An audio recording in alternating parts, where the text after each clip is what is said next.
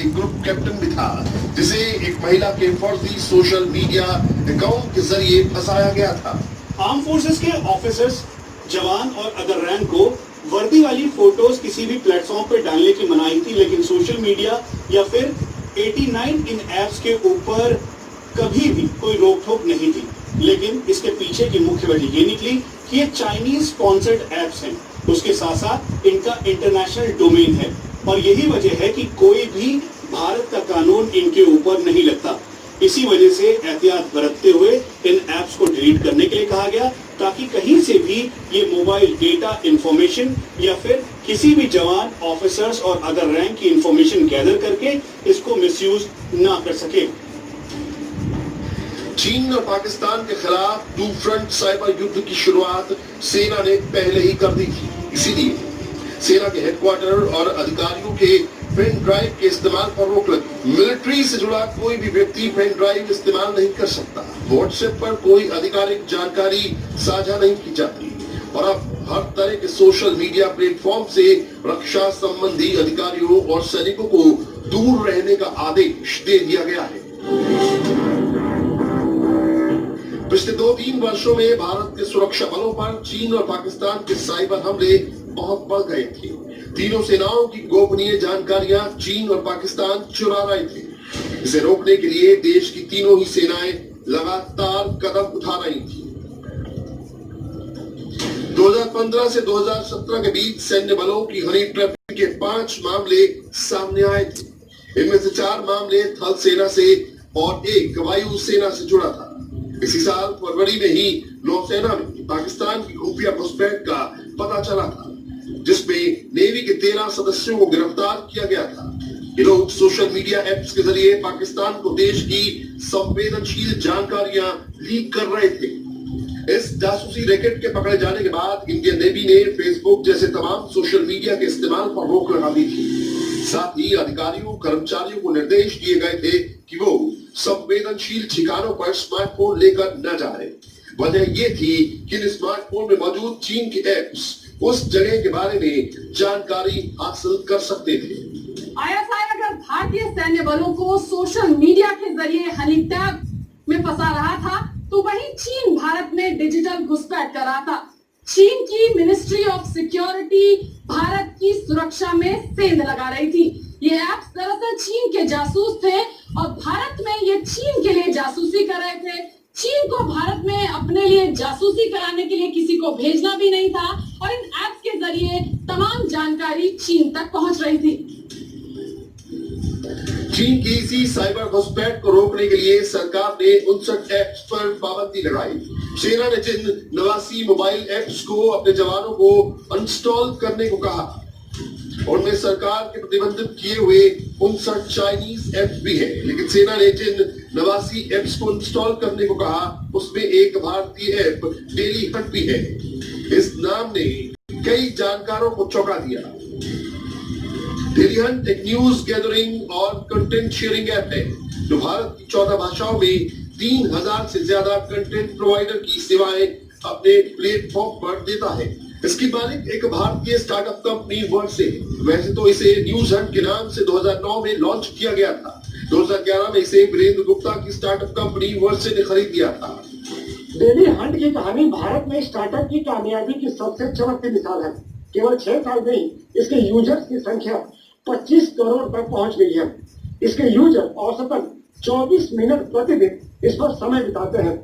Daily Hunt ने content दिखाने के लिए पिछले ही साल डिस्कवरी से भी करार किया है।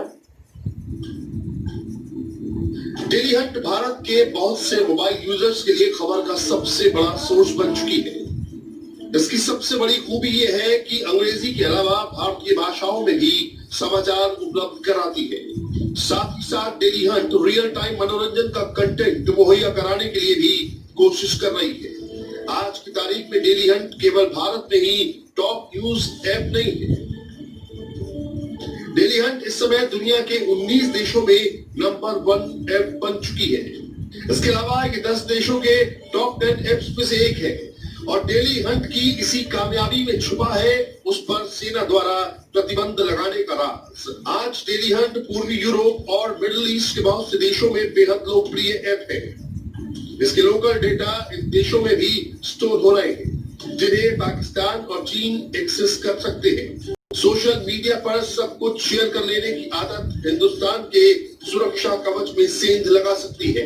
इसलिए भारतीय सेना ने शुद्ध देसी ऐप पर पाबंदी लगाकर चीन और पाकिस्तान की हर घुसपैठ के रास्ते बंद कर दिए हैं। भारत के इस कदम से दुनिया को भी प्रेरणा मिली है।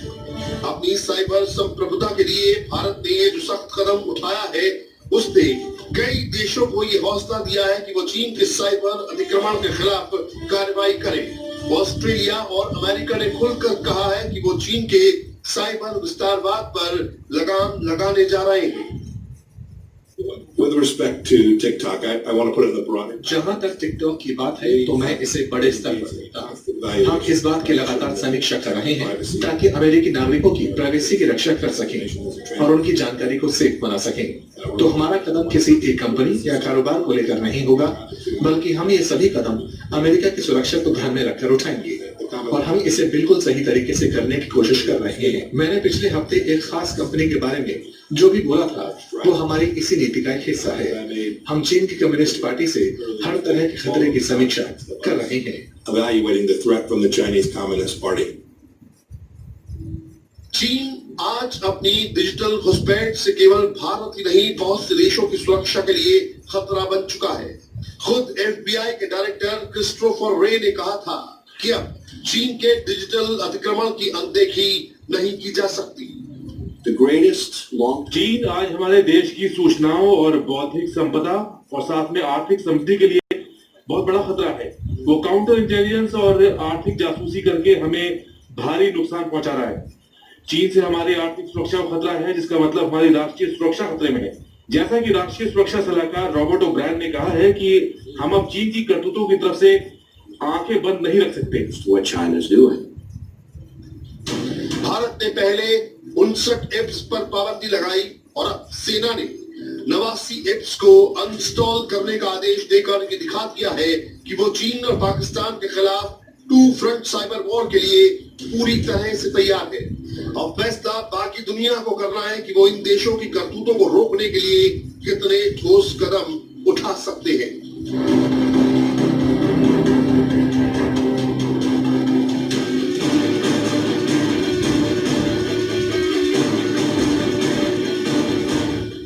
बॉर्डर के अलावा वॉर का एक फ्रंट देश के अंदर भी ऑन है, वो है कोरोना वायरस से जंग। अभी खबर आई है कि उत्तर प्रदेश में कल यानी शुक्रवार रात 10 बजे से 13 जुलाई की सुबह 5 बजे तक लॉकडाउन रहेगा। यूपी सरकार के आदेश के मुताबिक 10 जुलाई की रात 10 बजे से लेकर 13 जुलाई की सुबह 5 बजे तक उत्तर प्रदेश के सभी शहरों और ग्रामीण इलाकों के बाजार, हाट, गल्ला मंडी और ऑफिस बंद रहे। लेकिन इस दौरान आवश्यक सेवाओं पर यानी एसेंशियल सर्विसेज पर किसी तरह की कोई रोक नहीं रहेगी। ट्रेन पहले की तरह चलती रहेंगी। रेल के मुसाफिरों के आने जाने के लिए सरकारी बस भी चलाई जाएंगी।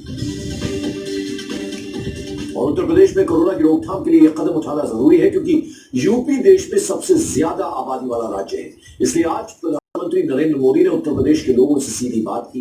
वीडियो कॉन्फ्रेंस से काशी से मुखातिब पीएम मोदी ने बताया कि कोरोना को रोकने में उत्तर प्रदेश की उपलब्धि पूरी दुनिया के लिए एक मिसाल है। इसके बाद प्रधानमंत्री ने दुनिया को देश की आर्थिक रिकवरी के बारे में भी बताया। पीएम मोदी ने कहा कि कोरोना और इकोनॉमी की रिकवरी की डबल डोज पूरी दुनिया का भला होगा। आपने सुना होगा 100 साल पहले ऐसी ही भयानक महामारी हुई थी। अब 100 साल के बाद ये हुई और कहते हैं कि तब भारत में इतनी जनसंख्या नहीं थी, कम लोग थे, लेकिन उस समय भी उस महामारी में दुनिया में जो सबसे ज्यादा लोग मर गए उनमें से हमारा हिंदुस्तान भी था।